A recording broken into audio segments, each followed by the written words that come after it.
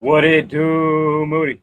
What's up? I'm still here. A little late, but we always on time. Episode 110. Yep. What you got for Percy's? Well, for episode 110, since it's fresh on the mind, the oldest tracked blue whale ever, 110 years old. Oh, wow. Yep. And also, I'm sure this will probably keep coming. I would bet that Triple One would have this also, like next episode, but 110 is the emergency line for Japan, China, and Germany. Hey, we're all about safety here. So, like, we're giving out ones for Australia. What was that, like 107 or something like that? Something like that. Yeah, or 109. I should have remembered it. But 110, another safety number. So I was like, so 111 is definitely going to be another safety number. Yeah, it's like when we can do that, especially when we get to 911, we're definitely going to be giving out that as like an episode number. Can you imagine where we're like 64? 911 episodes of the Wrestling Rio podcast. We got a lot to get through. But that's years. No, I couldn't imagine that. We definitely have to be monetizing by that point. But do you have any other Percy's? Yeah, for sure. The end of, I guess, would be like, summer, big summer television. Yeah. X-Men 97 season 2. The fall season of launches of shows. Yeah. X-Men season 2. I need to watch all of that through. Yep. So though it kind of reached a peak halfway, and it kind of ended on a sour note. I don't agree with the sour note part, but then again, I'm just an X-Men fan, so I'm here for all the bullshit. Mm-hmm. So, can I ask, I would say again, like ignorantly, I know nothing about the season. I know they fight Apocalypse, but does it end in a way that it connects into the regular MCU, or does it feel like it feels separate? No. Okay. No, it's just completely X-Men. Okay. Yeah. But but then we also watched up the end of House of Dragons. That was 3 episodes behind, and we just binged through that. Yeah, we watched. Great. Like, honestly, I will say this. Like, as far as like even just like, because obviously there's rewatchable movies that I'm easily able to bring up. I can't think of a season of television that I just want to go back and rewatch all the time, because this was an amazing season of television from House of Dragons. Like, you asked me where the season when we were watching like episode 8. I was like, where would you rank this as far as like just Game of Thrones IP? As far as like, the individual seasons. Game of Thrones, Night of the Seven Kingdoms, and then the 3 seasons that we have of, House of Dragons. I'm like, where would you put season 3 of House of Dragons? And you were like, is it top 5? Yeah, I'd say top 5, because, like I said, the hallowed ground of season. Well, 3, 4, 1, 3, 4, 1, or 3, 1, 4, in my opinion. Okay. To like a Night of a Seven Kingdom, where I say that's like just something completely different tone, which is why I love it so much. Also and I feel like that's show, especially with obviously like, the relationship between Duncan and Egg. Which is why I'm like, that's also a complete lock for top 5, even though we only got 1 season of that. So I'm like, this is the best season of House of the Dragon. Oh, so I would say for sure. I think it cracks top 5. For sure. Yeah. Emma Darcy, again, she earned Emmy. Yeah. Off the episode 2 of season 3. But no, like, honestly, like you said, you hyped up to me before I watched it on the season finale. What was the scene in the season finale that you said that was like a competitor to her monologue in episode 2? I like her conviction in like the beginning of the finale when she finds out that Aegon is risen. Oh yeah. She's talking to Damon and and she immediately is just crying out to Damon. She was like, "All I've done for this kingdom to bring my subjects together, all of this." And meanwhile, they praise Aegon while he is risen like some kind of divine entity, all that. Like I said, I was like, there was another epic moment, but like I said, it's not touching episode 2. I knew that. I did say that too. Like, from the entire season, she's put on. You can pick anything. Obviously, season 2, I think, is her magnum opus as far as what she's put out so far. When she's coming out after she finds out that her son Jace has been killed. That is all time type of work. But the entire season, that's the A plot of the show, and she bodied it the entire time. She gets an A+ for the entire season. Entire time. Like, there's no, if she doesn't win Best Actress at the Emmys, then the Emmys don't matter. I mean, like, it honestly doesn't matter. That's some of the best television in general, regardless that I've seen on television. What about Mandy has money problems? Everybody's been going on about that. She ain't top Emma Darcy. I don't even need to watch it, but she ain't top it. All right. But yeah, obviously, like, House of Dragon season 3. We said in episode 2. I said this is a wrap. I didn't see the rest of the season. No. But in general, the show, fire. Yeah, absolutely. Fire. This is the strongest. The way they left it off and building up to season 4, the last season is presumably. Yeah, I'm here for it. I'm here for it day one. Yeah. My Percy, thank you, activists, for tuning in. Oh, you were tuning in, but you commented it. But I'm gonna still bring it up. I mentioned it yesterday. I went to go see Spider-Man again last night.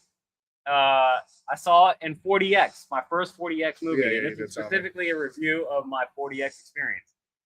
Very fun time. It is a roller coaster because those chairs are aggressive. Like, it makes you feel like, I was watching Spider-Man because I was trying to figure out like what other movies they had that were showing the 40X, but they didn't have anything within time that they were showing. And then I'm thinking in the future, I'm like, what movies would be 40X worthy? And I'm like, I can't think of it outside of Spider-Man. So I'm like, yeah, I'll use one of my A-list spots to watch Spider-Man in 40X. Yeah. Amazing experience. Fun experience. It felt like a roller coaster. I'm getting knocked off my chair, which I think they either need to tune down the aggressiveness of the chair or add seatbelts. Because it was way too much. I was gonna if I'm not watching a movie for the first time in 40X, the only reason I'm watching that movie is because in 40X is because I know what's happening and I can just kind of let the chair experience take me over. Because if I'm watching a movie for the first time, I can't focus on watching the movie and then being thrown off my chair. Yeah, I was gonna say, you did not order food. No. At this place. No. Could you eat food at this place in your chair? Yes. Okay, because that was my next thought. Where I was I've seen people have like drinks in their cup holder, and it's like if you don't have the cap, you're spilling all. I was gonna even if you had a cap, if it's not tightly loosened, it's falling. I was gonna say that's the immediate thing that came to my head, where I was like, I've seen gyroscopic cup holders before, so I was like, that's what they need. So like you could just always have the liquid be level. They need to do something because like again, either add seatbelts, tune the level, or the other thing that I would say is have a focused perspective of where the motion is coming from. Because it felt like it was just random. It felt like it was capturing all of the motion on the screen. And I'm like, no, if the focus is Spider-Man, I want to feel his motion. Yeah, as you're swinging through. I don't want to feel all of the motion of everything. They'll do things where like the door closes and you feel the door close. And I'm like, where the lights will like turn on and you'll feel like the pulse of the lights turning on and whatnot. And I'm like, I don't need all of that. Yeah. If my focus is on Spider-Man getting shot at and a bullet it's waving past, by all means, blow that air whistle in my ear. Or like spray water. But like I don't need every single motion that's appearing on the scene. And so maybe that's it as well. But fun experience, but it's not the first time watching a movie. Yeah. Because as I was watching it, I was like, you know what I would love to watch this movie, 40X in? Fast 5. Watching Fast 5 and watching that train scene. Yeah. Amazing. But still, I think at the bare minimum, you need to have something to strap on because there's too many times. Like there's a couple that was next to me that was also their first time watching 40X, and they were older, and they had left. I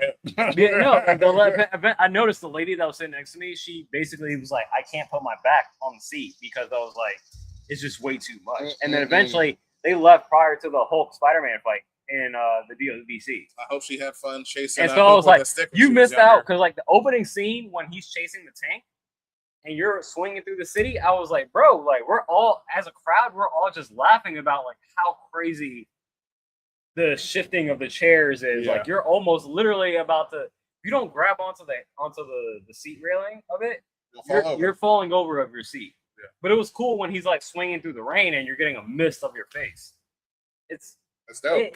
It's a mixed experience. I would say I would do it again, but never for the first time watching a movie. All right. So if you enjoy an action movie, second time, go to 40X. Yes. Yeah. Exactly. Anything else? No. Let's get into the episode. Doors opening. Step back to allow customers to exit.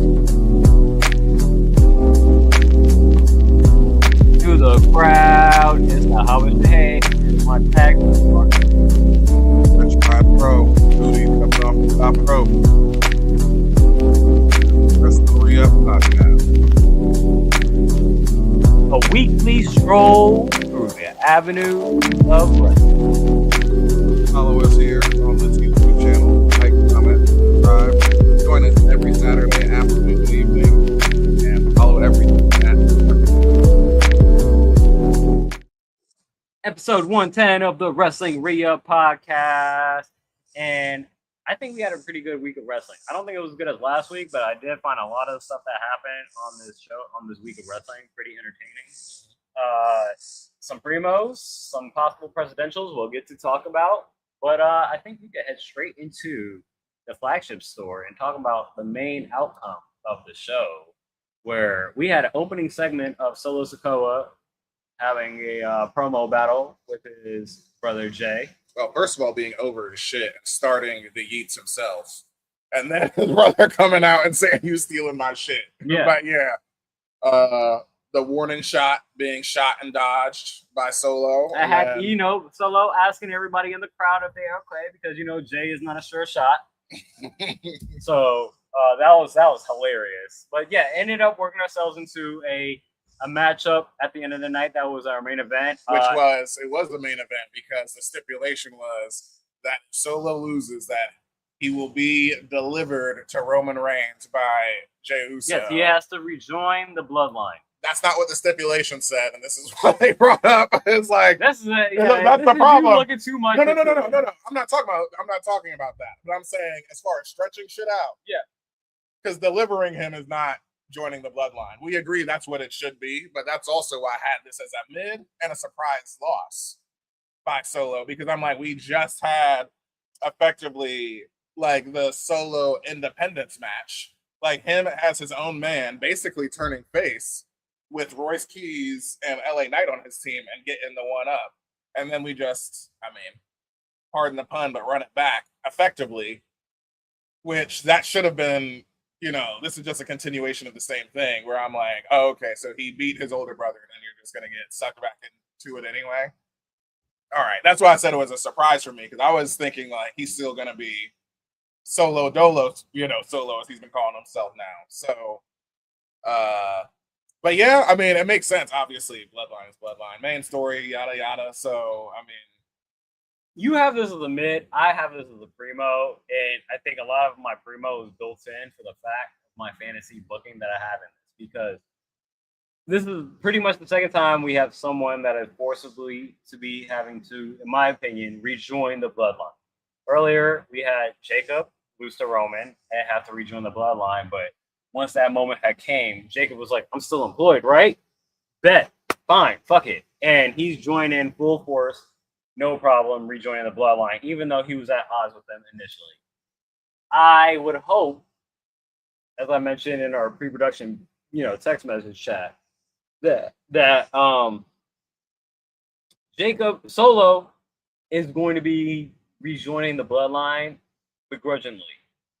And it's not going to be as smooth as the way Jacob has joined in the Bloodline. And he's going to be antagonistic to both Jay, Jacob, and Roman. When he does come into the Bloodline. I think it happens next Monday. Yeah. He's going to join, but it's going to be begrudgingly, because I'm a man of my word. And if I said that, I was going to, if I had lost, I was going to be rejoining the family. I'm rejoining the family, but I'm not going to make it easy for you the way Jacob made it easy. Okay, so not to chew on this too much, because obviously there's a lot of wrestling to get to, but I understand joining the Bloodline versus begrudgingly, but I'm like, what's the difference there? Because he don't want to do it. So it's like, where does that take us? It's comparative to what Jay. That's my question. Again, where does it take us? It's more just Solo pushing Roman's button. He's already pushing Jay's buttons, and then Jay, like I mentioned in the text, is who knows if Roman wanted this. Didn't he? And so it's like he never said he never gave the order to Jay, or no, not to bring him back to the family. He just told him to handle it. And so it's like, I told you to handle it. Handle it don't mean bring this nigga back to the family. I think that's always what that means with Roman. If you're I think that's gotta be what that means. I think that's what interpreting the kayfabe of Roman. Whatever. What is he always talking about? What is the only thing he's talking about? It's either his family or the title. Those are the only things that he's talking about. Yeah, but So, I don't think necessarily and being what a he's part doing of the for his family and why he's like, doing you don't need to come and be a part of the bloodline necessarily, but just like don't be an antagonist to the bloodline. You can do your own thing, but just know that who you fall to at the end of the day. Like know the hierarchy of which you're in. And like at the end of the day, it's like it's blood over water. Yeah, it's interesting that, like you said, like that's why I asked you where does it go, because you said pushing his button, so I mean it's from within. So I don't think we've seen that. Like the closest thing we've seen with that is Sammy. I mean, Jay, was disgruntled, but I think that was a different storyline of like him, like actually like that was an act of rebellion. You know what I'm saying? Because he was getting beat into submission. So like as far as like being part of the group, but being just like not. I mean, but Solo's funny, so it's like I feel like this like, format when Solo, everybody's putting their hands up like this, putting up their ones, like Solo's just like exactly. I was like, he's gonna be the Sammy now. Comedic with like just poking fun of the trouble chief. So okay. So I don't think that doesn't diminish his character. I was gonna say that makes him like effectively Sammy, but there's a spot for Sammy. You know what I'm saying? Or I don't mean literally, but like you know, we've seen it. But anyway, that's enough on them. The other big thing, that I had in mid, we had Beckany, or I said Beckany. That's a good name for their, if they were a tag team, sure. Or their match, yeah. But Becky and Stephanie, they both, returned last week, and we got them, basically both talking their claim to the Raw, or not the Raw Women's title, the World's Women's World Heavyweight Championship. Championship, yeah. And basically just giving us the salivating, face off or the clear, what should be pay-per-view match, but that's a stretch. No, I think it's not. The next thing I think that's coming up is Saturday Night's main event in Atlanta. And that's not a pay-per-view, but there you go. I would say we get number Stephanie one and Becky. That's it. Not even number one contender. I think it's Stephanie and Becky in a tag team match against Liv and like Roxanne. Okay. Not Roxanne. Liv and Roxanne. Not Liv and Raquel. Stephanie. Raquel. That's what I meant. Sorry. Yeah, butchering it. But either any machination of the Judgment Day ladies, like in a tag team match between them, and then again eventually we'll get a number one contenders match between Stephanie and Becky. And this is maybe at like Money in the Bank or some shit like that. And then I was gonna say it's a great way to stretch out like Liv's like not defending the title. Yeah, like you figure it out, and exactly. Then get to me when you guys. She's in a tag match on Saturday night's main event. Like you said with your booking, that works. So, but no, it was fun. Again, it's great to have them back, and then both. I mean, especially Becky, she can carry anybody on the mic, and then Stephanie has vastly improved as far as like. Obviously, she's probably a good mic worker if she was just speaking in her natural dialect, but like, we know her learning English within like, the year and just becoming that good of a mic worker. Yeah, I'm here for it. Honestly, even with my kayfabe glasses on, like her, charisma and conviction still comes through. Yeah, like, for sure. Or not even charisma, her stoicism. She's like the only like. I mean, Gunther, I would say Gunther type, but like Gunther obviously talks a lot now. But like when I just think of like put up or shut up, and she don't really got to talk that much. But I mean, that's her character, not because she can't talk. You know what I mean? Yeah. So, but yeah, we're here for that match. And then the other mids that I had, both Lucha Tourney. Yeah. The best thing on the show I had was Penta beating Laredo Kid. Obviously, yeah. I believe I think gave that like an A plus. Like they were really high on that match. Yeah, it's like you need to go out your way to go see this match. But yeah, predictable because again, like you look at the shape up of the bracket, and it's gonna be like, yeah, it's definitely gonna lead to Penta and Ray Phoenix immediately. Penta's winning, and then it's gonna be Penta versus Ray Phoenix, and it's in the final, the first time these two. In Europe, my opinion, because like you said, you've seen them together on screen together. I'm like, I don't think they've ever acknowledged that they're related. But Penta versus Ray Phoenix, like that's what we want to see. So just get to it. Yeah, well, because there was a moment when great match though. It's like AEW, great match. Just get to it. Not to harp on it, but like, I remember there was a moment when like Penta was saying how like Chad like disrespected his brother, and he was like, he's glad that he like. He loves his brother and all this type of stuff. So like they've spoken on it, but like still on screen. They haven't been on screen together. I don't think at all up until this point. Maybe in a second. I don't recall any interaction between these two guys. Between Penta and Ray Phoenix? Yeah. Yeah, that's what I'm saying. I agree. Like on screen. They have at all. I'm saying they've mentioned it that they're family. Have That's they? Yes, Penta. That's blank to me. Yeah, I'm not. they both mentioned. I'm not gonna second guess you because probably a little bit more attentive. But sure. And then the other Lucha tournament match, Dragon Lee getting the win over Dominic. Upset. Yeah, for sure. Granted, it's like. I guess it's like, yeah, I mean, he did. I mean, he lost the Intercontinental title, obviously, a long minute ago. But, like, I still felt like the AAA of it, AAA mega championship of it should have obviously carried busy. Through. This match is on Raw. That's going to happen when they eventually do to get through this tournament. It's going to happen in Mexico City on Raw. But at the end of the day, Dominic is still obviously going to be featured at Mexico City on Raw. Yeah, for sure. It just means that this dude's just busy.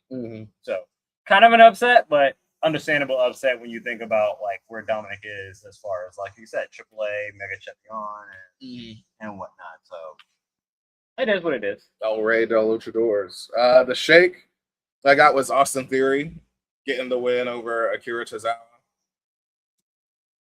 I got a question about this, and it's not even about the match. It's more of just like Maxine has been with Austin Theory and Braun Breaker, and the Vision. Called the Vision. Am I right to feel a little underwhelmed, and it almost feels like she's just being used for Austin Theory rather than building her own storyline? What did you think was going to happen? I was saying I thought this was going to be like something like more related to Maxine leveling up, because again, we've seen her level up in the ring and we've seen her level up on her mic work. That I thought that she was going to reach her peak heelness and like be a legitimate challenger for the women's title, but it just seems like it's just more just leveraging our relationship with Maxine, whether it be heel or face, but the fact that we're more engaged with Maxine, that's like, pair him up with Austin Theory, and that's just gonna make Austin Theory go over. And it's like, no, it still does nothing for this guy.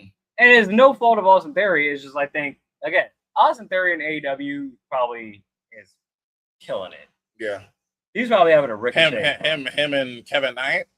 He's probably having Kevin Knight. He's having a ricochet run on AEW, but for some reason on WWE, it just feels like I could see. Like I thought this was going to be more of a plus for Maxine, but it really is like, oh damn, you're just here to spruce up Austin Theory, and I'm like, yeah.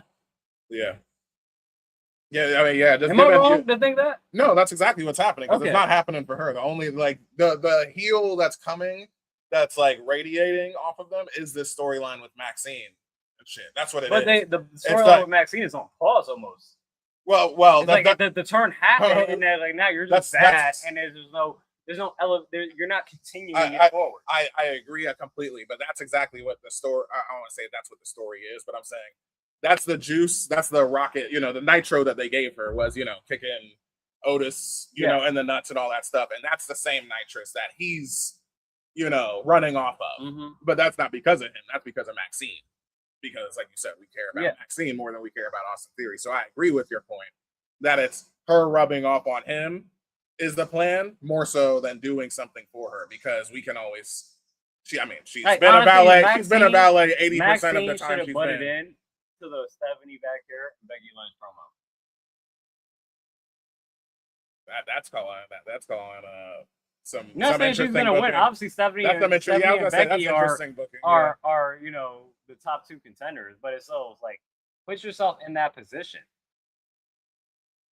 because you already won the Intercontinental Championship. So it's like, all right, bet, fine, fuck it. Yeah, there's only one. So like, let me go at least butt myself into the main event scene, and I got Braun Breaker and Austin Theory. Braun Breaker, he's spear agnostic.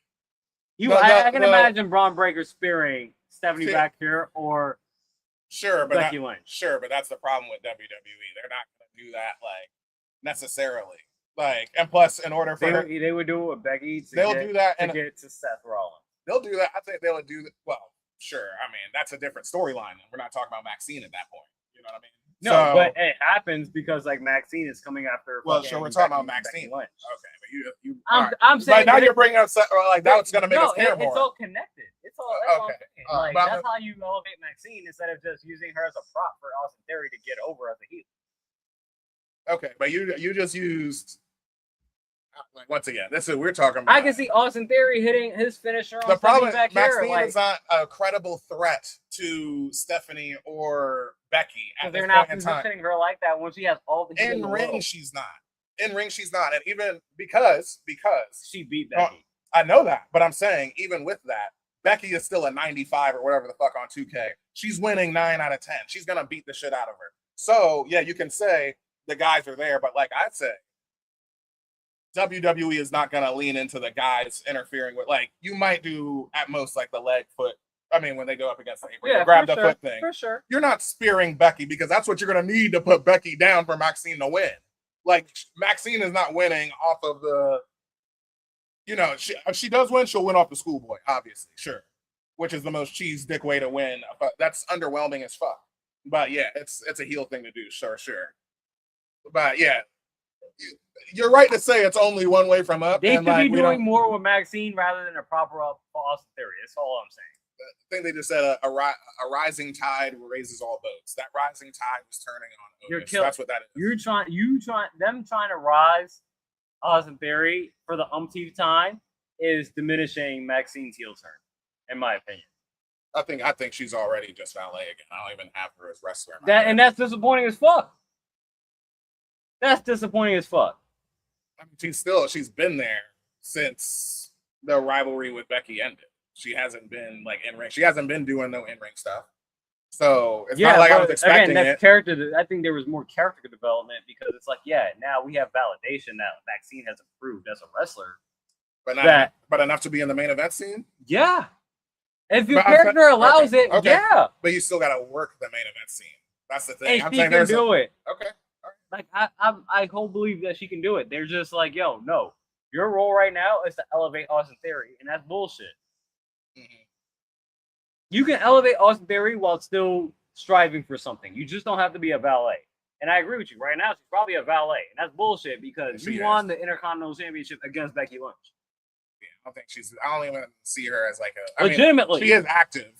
I mean, by definition, like obviously she's an active wrestler, but I don't see her in kayfabe as an active wrestler.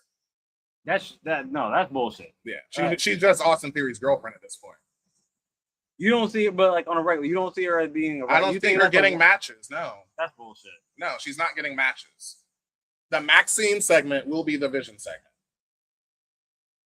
But yeah, on to our next day in the week, Tuesday, the Bodega, NXT recap. The biggest thing for you. Yep. You've been calling this for a year and a half now, almost, it seems like. Yeah. But we finally get the debut of Zilla Fatu.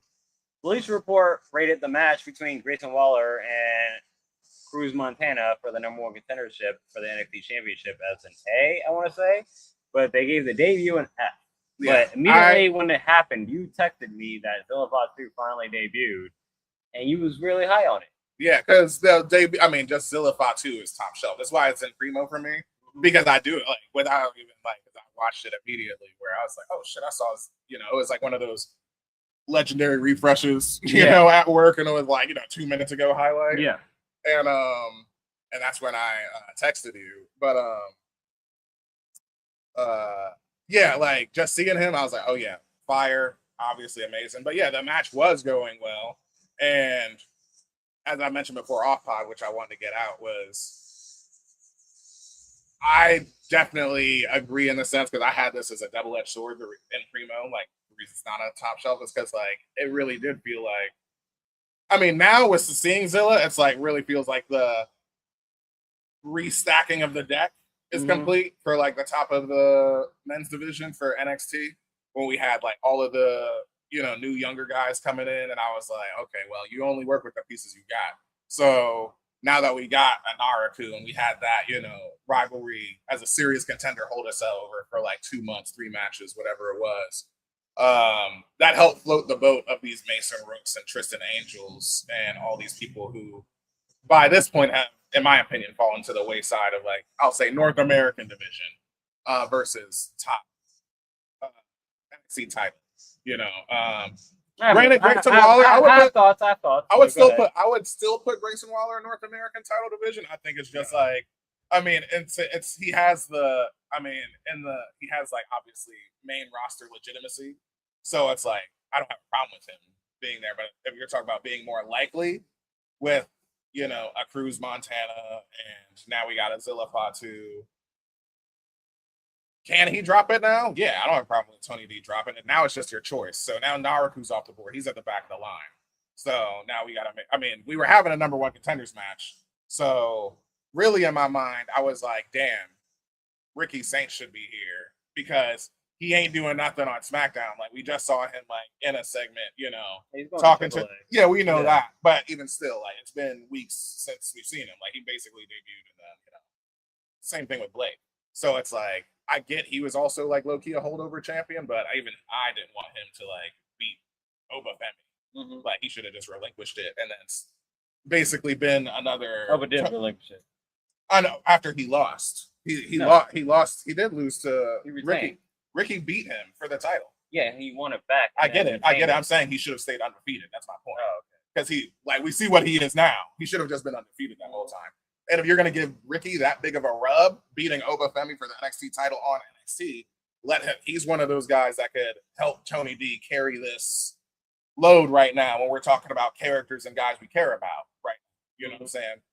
And not to demote him or nothing, but like I said, he ain't doing too much. But either way, if Ricky was here, I'd be like, oh yeah, we're fucking loaded right now. Like, but yeah, I think it's just that, yeah, it did take away from the match of like, oh shit, I thought we were at least getting a clean finish. You know what I'm saying? Exactly, or you could have done it immediately afterwards. You'd rather have a clean finish. I think that's the biggest thing why Bleach Report graded so harshly with the Zilla Fatu. Because we were both high on both of them individually too. Like the Grayson Waller's promo was primo. Literally a 50-50 at that point. Yeah. Either one could win. Yeah, and you took the win from both of them with Zilla just laying them both out. Yeah. So now it's like, is this a fatal four-way or a triple threat? It is going to be. Yeah, so that's kind of the disappointing aspect. I will say though, I don't think Mason Rooks, Naruku, and Cam Hendricks are in the North American Championship bracket. I think they're just 1B. Yeah, that second slotting. Yeah. I think 1A is obviously the main. Like, you know, Zilla, Grayson Waller, and Cruz Montana. Yeah. And those are the main threats, immediate threats for the NXT Championship for Tony D. And then the other ones, which we've seen pretty much all of them have an opportunity to have a shot against Tony D and lose. Mm-hmm.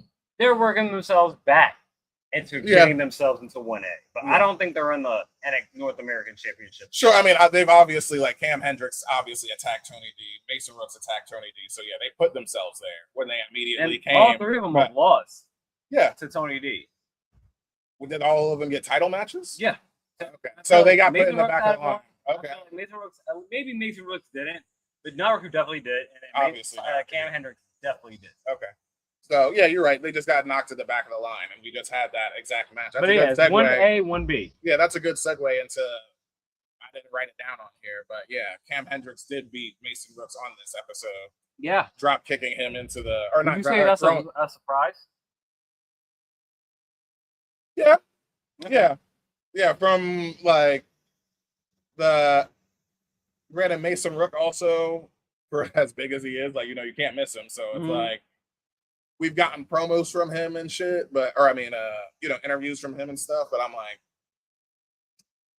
he does need to connect more, I think, like, character-wise. But I think his character is, I don't know, whose character is better between those two, between Cam and him? They neither have character. Well, yeah, that's where I'm kind of like, I guess I'm thinking like if I'm looking just off of like first impressions, it's obviously Mason Rooks just because he has a unique physique. Yeah. Compared to Cam Hendricks, where I'm like, you just came in here, another swole wrestler, just interfering in a match, just saying like, I deserve this, and that's kind of the problem with Zilla Fatu too. It's like all you're is like, I deserve this. I need that. I need that. And it's like, bro, like, get in line, bro. Like, you're not coming here for any real. Other than like, no, this is my time. And the same thing, Kelly Armstrong. We'll talk about her. Yeah. We could bring her. She had a confrontation with Kalani and Kendall Gray and Kalani getting finally her title shot. Yeah, title shot that she's been waiting for. And she called it for Heat Wave for a long time. Yeah, for Heat Wave.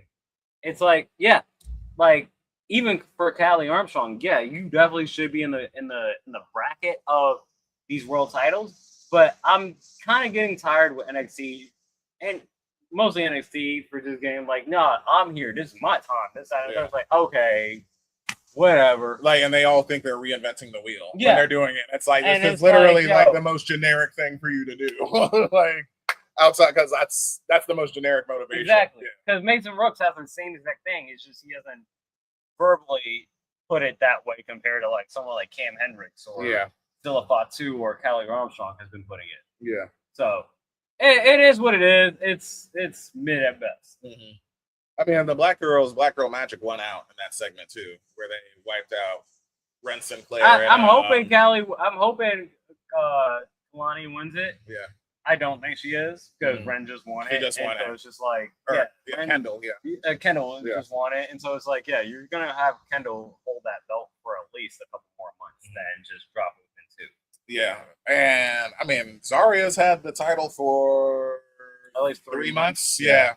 Still on her strong title reign because Ren got her chance to beat Ren 2 belts, but she got F5'd into oblivion. But again, last week, knowing that they ended it in a draw on the Speed Championship, is like, if there was any more time on this match, Zaria was getting the Yeah.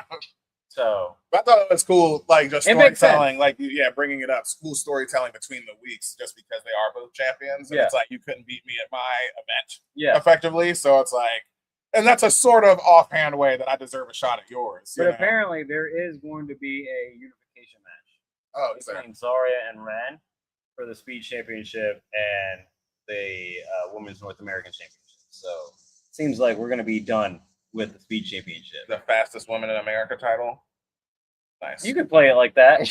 Or it's just like, the North American Championship envelops, the Speed Championship. But they're just gonna do away with the speed title. I get it. Yeah. Oh yeah, I didn't put it Armstrong. Oh yeah, it was Reggie. Izzy Dane versus. Yeah, we had a mixed gender match, which was supposed to be initially Sherman. Sean Spears. Yep.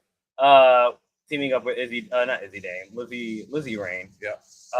He was not available to be around for whatever reason, storyline purposes, and we get a surprising partnership of EK Prosper, and they end up pulling the win. Yep. Where do you have that? Not Shake. On here, Shake. Yeah. At best, yeah. Yeah, Shake at best. The one other thing I had, Reggie, Dion Lennox beating Saquon. My God, Saquon. Like I don't get it. Like again, this is more again. I thought we'd be. This almost feels like Austin Theory-ish, where it's like you're pushing something that is just like, no matter how hard you try to push it, it's not going to get over. Like, we're all here for Saquon, and Saquon should have his comeuppance by now and be done with Dark State. And that's the thing is that, like, because he did beat him on paper. He beat Dion straight up on a pay-per-view. Why are we still dealing with it? Exactly. Which is why it's Reggie. I thought we were done. But then it's like, all right, I guess you can always stretch this out until, like, we haven't had the stipulation match. That this is going to be, they've only had. So now this is 1-1, actually.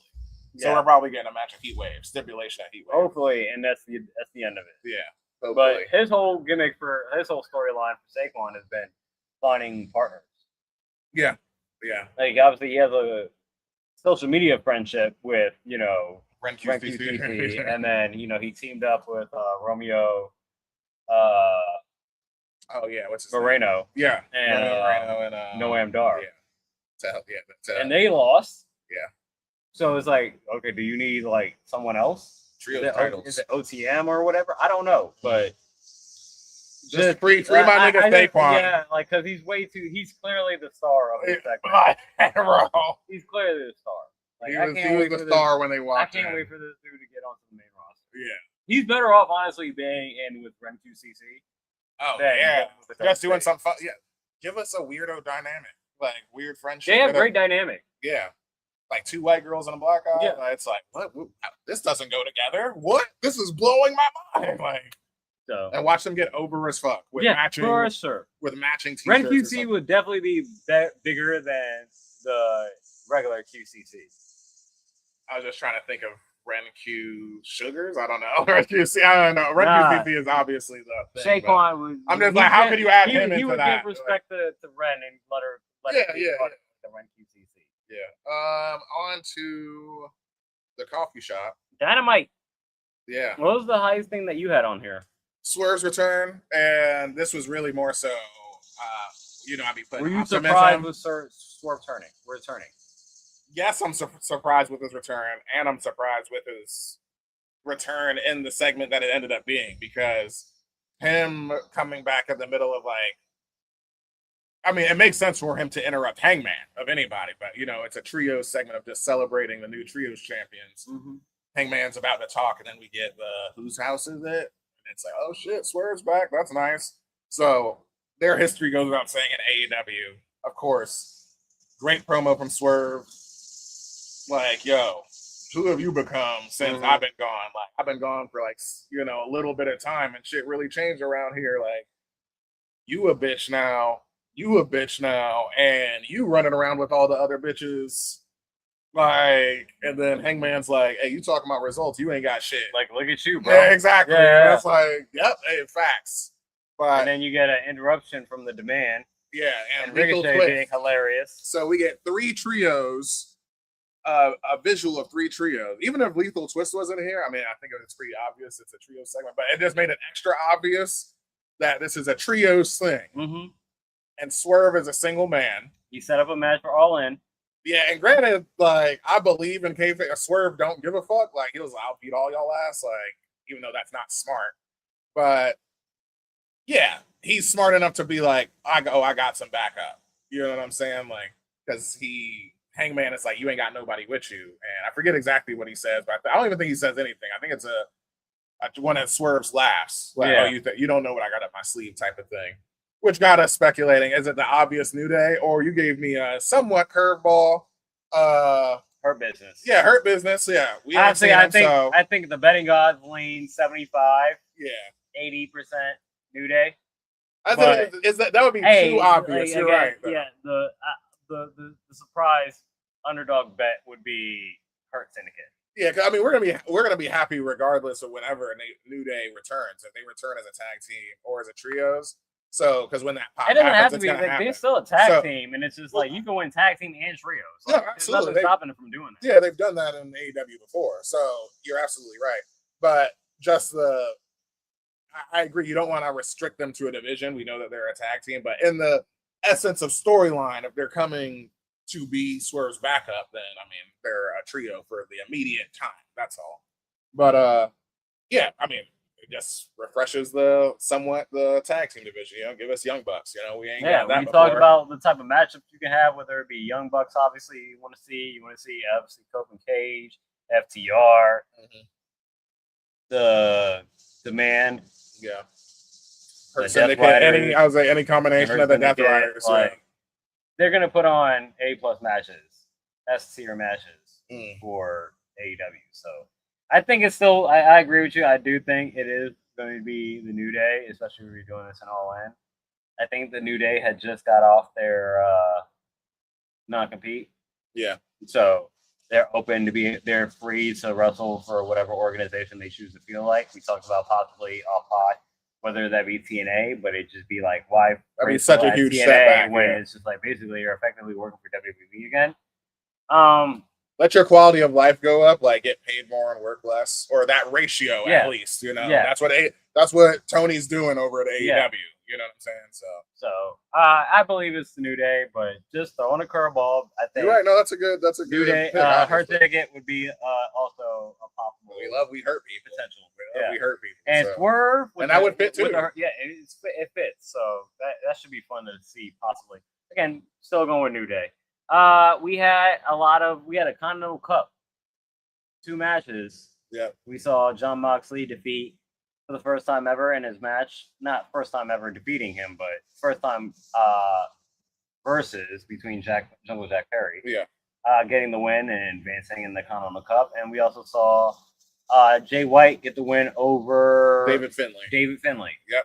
And so now we have Orange Cassidy, Moxley, Not David Finlay, Jay White, and I forget somebody else. One more other person that have advanced to the next round of Continental. Which we did the research on this earlier because I was confused because I'm like, hold on, the Continental Classic is, from Full Gear to World's End. So what is this? Coming to find out, it is a new format, and it is basically Continental Classic 2.0. Instead of it being multiple rounds of the same guy, 6 on each side, it's now blind pool bracket, basically of 16 guys. Well, Continental Classic is round robin. Yeah, round robin. Yeah. So it's like this is just blind. Yeah, completely blind and single elimination also. Yeah. That's the other big difference because the other one was giving us... Again, I like the concept. I think, again, we're talking about pre-pod and just bringing it on the pod. My biggest issue with it is Continental Classic just happened. Don't have it 12 seed. Yeah. Like I said, in my mind, Continental Classic is the best tournament you got. You can have this exact same tournament, just do it 6 months from now. Yeah. Because we got... Yeah, Continental Classic is going to be coming up in November, so that's 3 months. No, Continental Classic comes up. It just happened. No, I just looked it up. It was from the Continental Classic goes from Full Gear Moxley held that Continental title. No. He didn't win that. Through the he just beat Okada. I'm pretty sure. We will have to fact check that. That's why we need a producer. But I feel like he won that in the Continental Classic. But either way, I feel like it just happens way too soon. It's like, nah, you need to space this out from the Continental Classic if you're gonna do. I'm fine with it. If you're gonna have a tournament for the Continental Championship 2 times in a year, perfectly fine. Just space them out. They're not consecutive. That's the biggest issue that I have with it. But obviously, again, with AEW, we say this all the time. You're gonna have great matches. Some of it's a little predictable. Jon Moxley is not losing to Jungle Jack Perry. No, absolutely not. Which is why it's in my mid. Jay White recently coming back is not losing to David Finlay. So, I'm curious to see how the rest of it plays out, but. And, I think once we get to the finale, then we'll have a true 50-50 of, like, who's winning the Continental title. Is Moxley have a legitimate threat? Actually, you're right. He did win it in the tournament. So that was at the end of last year. So he's held that title for 8 months. Okay. He won it from Okada. From Okada. Yeah. Yeah. It was just in the tournament. Because Okada was... He went all the way through, yeah. Okada was double champ and ended up losing. Yeah, that's what I thought. So, yeah. But... We're both right because I got the right time of year. Yeah, great matches, mids, a little predictable, but great start to the Continental Cup. Yeah, for sure. In main storyline or AEW title storyline, to start the show, we got Will Ospreay coming out and just doing the hometown crowd, shout out to Vegas and all this stuff, and Don Callis family coming to beat him down. Yeah, Trump Beretta and company. Yeah, the B tier. Yeah. The B tier. Don Callis. No Fletcher, no Okada. Or Okada, I think, might have been a part of it. I'm not sure. But either way, they come beat him down, and Kenny Omega comes to make the save. And it's like, hey, I can't save your ass again, basically. And you told me you were just like, yeah, my booking is right. He's just going to kill Kenny Omega. Yeah. He's going to kill Kenny Omega and all in. Turning heel at all. Yeah, that's what he's going to do. And he's gonna win the title. He's gonna hit the pile driver on him, the Tiger Driver. Yeah, the Tiger Driver, and then he's going like at the most he was gonna put that bag. He's gonna put that bag on Ospreay on Yeah, I think he's gonna do it himself. Yeah, and it's fun. I just rewatched the MJF and Ospreay match, at Wembley before when he beat him for the international title, and he used the Tiger Driver. That's the last time he used the Tiger Driver, and he drops him like when I talk about like a 90-degree angle, that's the way MJF lands. That's where you land with that. And I'm like, bro, how are you doing this? Like he's gonna break him. I'm saying that's legitimate. He's break Kenny's neck and then fucking suffocate him. He's gonna Kenny's gonna be out until the next All In. He's gonna kill him twice. I guarantee Kenny will be out for the year and then he will be back. It might be at All In. We're definitely getting it's because the screen is going to be black and white. We're going to go black and white. It's going to be blood and like he's going to get the crimson mask, blood all over his face in the camera. I could see, everything. Yeah, but also get to the match already. Oh yeah, for sure. It's just one of those. Yeah, it's like we got 2 weeks now. Like, we're reaching the point where it's like, all right, just get to the match. Like I'm here for the match. 2 weeks. Yep. Oh, last minute that I got up here. Or no, not my last one. But yeah, MJF beating Speedball and Nick Wayne in the triple threat for the number 2 spot. So we're basically we're getting that de facto. And Kevin Nash was in that as well, right? No. That was a triple threat. Oh, okay. And MJF won that. So now we know starting the Casino Gauntlet is Andrade and MJF, which that's the match that he always asked for, except he wanted the title. So, and Kevin Knight beat Jericho. He retained against Jericho. Oh, okay, that's what it was. Yeah. I'm like, Jericho's on his way out. Good night though for AEW. Again, quality week. I don't think it held up to last week, but I think it was a quality week of wrestling. Yeah. The Shakes, or the one Shake, I already covered one of them. Mercedes attacking Willow. Sure. Get to the match. Yeah, exactly. The Shake. Get to the match. Did you not have Persephone Hikaru Shida? I did not have that on here, actually. Yeah. Okay. But yeah, they got the win over Chris Statlander, Lenny Cross. Am I correct? Yes. Yeah. Brawling Birds or no. That was Thunder Rosa and shit, I forget. No, bring it up on the Bleach Report, but yeah, quality night from AEW. Again, I've enjoyed this week of wrestling, and we'll even continue to enjoy when we talk about SmackDown a little bit. But before we do that, let's get to the gallery and talk about the book of wrestling.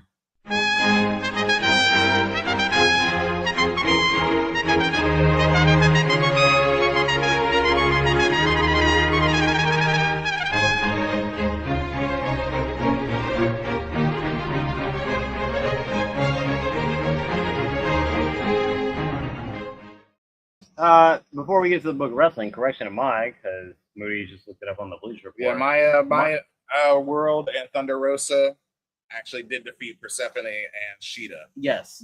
I mixed it up because of the promo afterwards, post-show of Hikaru Shida and Persephone backstage, and I misinterpreted that they had won the match. But yes, My World continues her winning streak, and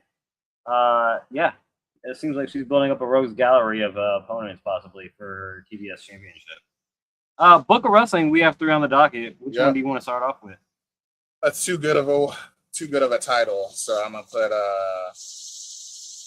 August 13th, 1994. I said, put it in reverse, Terry. Oh, Terry. This is one of those moments burned into our memory that I know we don't even need to look at the video. 1994, the very first ECW Hardcore Heaven event took place in the ECW arena in Philadelphia. Terry Funk and Cactus Jack fought to a no contest in the main event after the tag team of Public Enemy interfered. This event saw one of the most iconic moments in 90s wrestling when the audience threw dozens of folding chairs into the ring, burying Public Enemy at the end of the show. Yeah. And it's Terry Funk that asked for the chair. So he says, hey, throw me a chair. And then everybody throws him a chair. Yeah. And please stop throwing chairs. Yeah, crazy scene. Crazy scene to watch. Yeah. When at first it's like it's funny, and then you're like, that's dangerous as fuck. Hell yeah! They were because you can't prepare for it. I've heard in shoot interviews, like they were legitimately scared about like what was happening. Like they were like, I'm really trying not to get hurt right now. Yeah, obviously because you just got random people just throwing chairs into the middle of the ring, and you're just being fucking covered by it. So classic moment, but yeah, legitimately, I'm glad they came out safe from it at the end. Yep. I'll take August 15th, 2004, SummerSlam 2004. SummerSlam 2004 featured many classic matches, including Kane defeating Matt Hardy to win the right to marry Lita in a till death do us part match. That's the one right there. More notably, however, it was the event that Randy Orton defeated Chris Benoit to become the youngest world champion in history at the age of 24. Yep. And this man is still working at probably, 44? Yep, 20 years later. Crazy. Yeah, for sure. One of those when the song comes on, everybody screaming it to the top of their lungs. Because 20 years later would be. Oh yeah, true. Yeah, be 2 years ago. Yeah. This last one, Hurt, Heal. Remember, these are the gloves worn by rest in peace Bray Wyatt the Fiend when he debuted August 11th and beat Finn Balor in his all white. Yeah. And choked him out with a mantle paw and just murdered him with a broken neck and stuff. So as always, rest in peace, Bray Wyatt. But yeah, the character, the detail to, everything, character and story with Bray Wyatt is like so beyond immaculate. The Mac Miller of wrestling. He's something above that. He's something above Mac Miller for sure. I feel like that's a little shade to Mac Miller. No, I don't think it is. What is it, like Tupac level? That's the thing. It's like, because that's what you would think, right? It's like Tupac and Biggie. But I'm like, there's somebody in between there for sure. We can't think about that. But he's in between. We'll marinate on it all pod. But yeah, I don't know who that person initially, is. I'm like, it sounds like it's kind of like Mac Miller, where it's like. Yeah, it just depends on where you got Mac Miller. Died too young, and it's like. Definitely died too. I mean, they all died too young. Yeah. To, like, reach that like superstardom level. For sure. But like, I people think still hold him in high regard. It's like everybody's like, is outside of Gold Link. There's very few people that you could be like that say fuck Mac Miller. Yeah, I think the difference there is, I would probably say, is that Bray did reach that superstardom. Granted, only what 2-time I would say champion, superstardom. I think he reached cult level status. Well, amongst wrestling fans, he was a superstar. He was absolutely a superstar amongst wrestling fans, without a doubt. Like, not superstar in the John Cena. He's not Eddie. Ooh, that's actually a really good one. He's not Eddie. When I think about just other wrestlers that Eddie was the superstar. Like Bray Wyatt, I think he was probably like wrestling fans, but I think like from like a general, it's like I don't know. What's the difference there? I think Eddie just penetrated the. I would say penetrated the culture, but no, he definitely didn't do that. He penetrated the hearts of wrestling fans for sure. Maybe that is, and he's a better wrestler. Maybe that is a fair comp. Eddie and Bray Wyatt. But we were trying to think of rappers. I think Eddie was just a little bit more. He's a better worker. He's a better worker than Eddie Guerrero is one of the greatest workers of all time, if not the greatest worker of all time. One of the top 3 characters as well. It's just like whether it be Latino Heat or Lie, Cheat, and Steal and whatnot, it's just like Eddie. True, but those character dynamics are nowhere close to the complexities that Bray Wyatt had, and like Eddie was himself. Like, we know that most wrestling characters are just themselves turned up. So I believe that's who Eddie was, turned up, versus Bray Wyatt is doing something groundbreaking. Yeah, or something that we hadn't seen that was like, holy shit, enough to get us into a Firefly Funhouse match, and we fucking love it. So anyway, that's enough on Bray Wyatt. Rest in peace. Well, it's never too much to mention him. Let's get over to the boutique. Yeah, SmackDown, which I thought this was a pretty decent show. We had 2 title changes on this match. First one being the MFTs getting the win over in a triple threat match between the Viking Raiders and Damian Priest and R-Truth. Yep. Getting the win and winning the tag team championships, Tonga Loa and Tala Tonga. Mm-hmm. Haku. With Haku coming out. That was great. Daddy Haku is there. So it makes sense, like with this new character shift and story and everything. It's like, you gotta have those credibility of them. Give it a good mid. I thought the match was great. Even if there wasn't a title change, I still would have gave it like a high mid.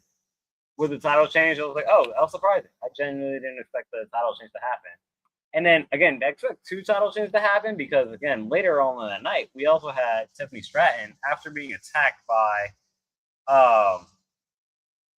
Nia Jax and Lash Legend, as we'll talk about as our primo for Chelsea.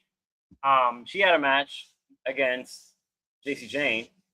And JC Jane ended up winning the United States Women's Championship. Yes, she did. I'd say that's on the edge of primo mid. I'd probably keep it like high, very high mid at the line of primo. Mm-hmm. But because, again, it's a surprise. I didn't think, even if there was one title change, I didn't think that title change was going to happen. But it makes sense within the storyline. Yeah. I had one mid above that, which was actually Baron Corbin retaining. Mostly because I was like, I like this look of him, and I was like, he has Undertaker's bike now. It's like, that's cool. So he's not. Yes, he's Baron Corbin, but he's a different Baron Corbin. And Carmelo being the Shawn Michaels of now, he just did all the fucking work for the most part, and then end of days. So he's gonna get his title. He's gonna get his title back. Yeah, he'll be a multiple time U.S. I do think though, like Baron needs to change the fur on the belt. The more like wolf fur rather than like Yeah, then the white mink, like chinchilla, that that Trick still has. Maybe in due time.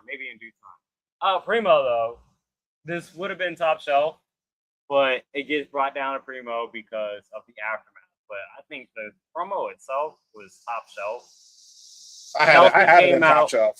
Chelsea came out, called out by Nick Aldis to relinquish her title because she is legitimately dealing with a bruised orbital bone in her right eye. And she gave a very heartfelt, almost shoot-like impassioned promo talking about how she knew the other shoe was going to drop, and this always happens to her, and begrudgingly gives up her belt. That's tier acting here. As she's walking away, Nick Aldis calls her back and says, as GM, I feel like I'm doing the right thing, but as a human, nah, you get to keep your belt. You got 30 days to either get cleared or wear a face mask, do whatever you need to do, but you got 30 days, or in those 30 days, you lose your belt. Yeah, you got to defend the title within 30 days. Bring her belt back, and I'm glad that happened because Chelsea, we talked about pre-pod as far as like ranking between like, Hangman, Chelsea winning the title, and Chad Gable winning the Intercontinental title at SummerSlam. How would you power rank that? And I think we both had it at Gable, Chelsea, Hangman, Chelsea, Gable. Yeah. The gap between the three for me is a lot thin compared to you. But I'm glad at the end of the day, I'm glad that Chelsea was able to retain her title and still be champion because she absolutely deserves it. Everything she said in her promo is 100% facts. And I'm glad that she was able to retain it, even if she comes back with a face mask on, like Rhea Ripley did. Now, all the way up until this point, I had this as top shelf. And I love the fact that Matt Cardona came out and defended his wife. I was going to, let me say this. That's why I wanted to stop you right there. Because I wanted you to not say his name. But up until this point, top shelf, like, I'm talking about, like, New Day turn without violence. You know what I'm saying? Just to have a segment of doing the acting, like you said, the conviction, all this stuff, and doing something I hadn't seen before, which is like, fine, you want it so bad, nobody appreciates me anyway, and like you said, giving it back to all this. But then the worst thing that ever could happen happens, which is her husband coming out, Gunther coming out, to interrupt and basically be like, bitch and moan somewhere else. Chelsea trying to stand her ground. I'm the only champion around here. You suck. And Gunther being an asshole and getting in her face. And Matt Cardona, being the husband that he is, comes to defend his wife's honor. That's still top shelf to me. It only gets dropped down the level because he lost the match. Well, yeah. Literally. Everything else that led up into the end of the match is the reason why it gets dropped down. Well, sure. There's no reason this nigga should have lost. But once again, they should have cheated to beat Gunther. I agree, but when it's Gunther down there, because that's what it is going to take. Obviously, we know he's not going to beat him straight up. But they're both faces at that point. Chelsea and Matt. Yeah, they're both faces, so they're not going to do that. So, or at least the characters wouldn't. So it's just terrible. To like I said, in my mind, in kayfabe, Matt is on 99 ranking. He's as strong, as fast, as bold as he's ever going to be with this man talking all this big shit, and then he ends up getting his ass kicked and power bombed into oblivion, and choked out. You know what I'm saying? Like, what are we like? And by proxy of his wife, because she can't do anything. I'm just like, that's the most Reggie shit. Because you didn't have to have a match. You didn't even have to, because you could have even just had a scrap and like. Like maybe Matt hits him with a chair or something. You know what I mean? Like if Matt gets his get back, I think it works itself back up. But yeah. But this right now, I equated it to Matt Cardona should have been EK Prosper to Keanu Carver. Where the way that EK Prosper got 2 wins over Keanu Carver as an underdog, is what should have happened with Matt Cardona against Gunther. And then on the third try, Gunther gets his win, and then it's like it's a really definitive win, in a Gunther style. Yeah. But I did not like that Matt Cardona lost defending his wife's honor. Yeah. On the first try.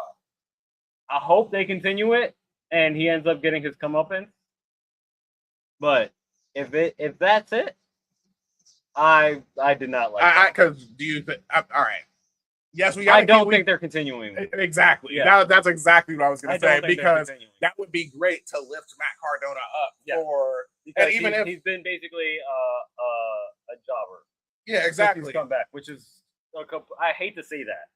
If you're watching this Matt Cardona, I hate to say that, but you've basically just been people over the entire time since you've been back. I'm sure he's been happy to be with his wife at work and as happy as he's ever been. You're getting a nice but yeah, exactly. But even with like the stars aligning with your wife being champion and this like storyline coming up with like Gunther just being an asshole to her, it's like, okay, you're the proxy of her. She's a big fucking deal. We love Chelsea, so even just by that, we're rooting for you, dog. Yeah, like, you know what I'm saying? Like, yeah, like it should have been that, but this ain't gonna continue. We're gonna forget like about this, or if anything, maybe. If anything, I say the long-term booking is that Gunther gets his title shot again, and then Matt Cardona causes him the match. Yeah, and they get one, and then there'll be one more match when Gunther will beat him again. Yeah, so the other mids I had, or actually, let's get to the primo. CM Punk, Kevin Owens promo. Yeah. Going back through their history. You don't even know the reason why I hate you, do you? And it's like, yeah, because I called you a fat asshole 20 years ago. And he's like, yeah, that's a real dickish thing to do. And he's like, basically surmising it, it's like, no, you were an entitled prick or something like that. You know, you were being disrespectful in the locker room. And Kevin is like, no, you're a fucking asshole. And he's like, yeah, well, it's fine. I'm gonna beat your fat ass at, the next pay-per-view. It don't matter. Yeah. So, but I mean, it was delivered way better than that because it's CM Punk and Kevin Owens. So. Yeah, that's the thing. Is like you can give that promo to anybody else, and it's like, whatever. But the fact that you have two great talkers on the mic, it almost elevates it up to a primo. I mean, I have it as a primo. Yeah. CM Punk is always a primo promo until the point that we're like, all right, we're done. Mm-hmm. Like, I mean, or when the point when we want to see the match. You know what I'm saying? Every time when it's at that level, that's when it drops. But as far as like starting a new rivalry or starting a new feud, that's never. I mean, but again, he's the best in the world and on the mic. This at mid because like this is a great promo, but the fact that this match is happening next Friday, Kevin's losing this match because of Sammy. Yeah, Sammy's going to cost this match because Kevin stole his spotlight. It was supposed to be a one-on-one match between Finn Balor and Sami Zayn, and then all of a sudden you add two more niggas into this match. Nah. Yeah. He already told Kevin last week. He was like, bro.